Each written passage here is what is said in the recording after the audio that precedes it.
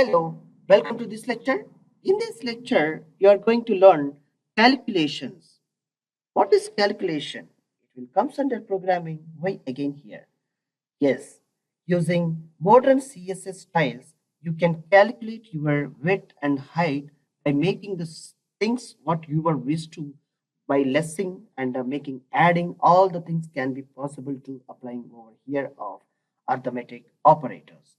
Now let's simply I'll showing you like a very simple, exciting and a super example called calc part. I'll show you. See, I'm taking a CSS code straight away. Yes, the style tag, the div tag I'm taking here and placing on style tag. Now save this and run. Yes.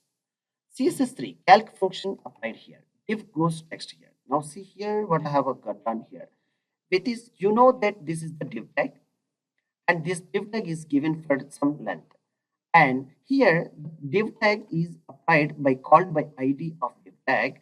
Now the class is applied for position is absolute, means all the from left to right it should be covered, right? Whereas some left is part is white and the right part is portion is white.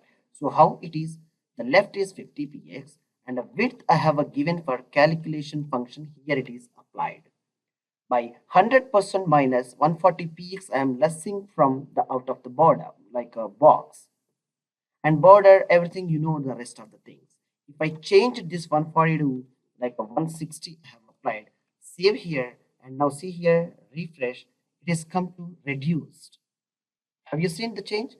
Likewise, we can apply the calc function in CSS to control our environment of CSS styling.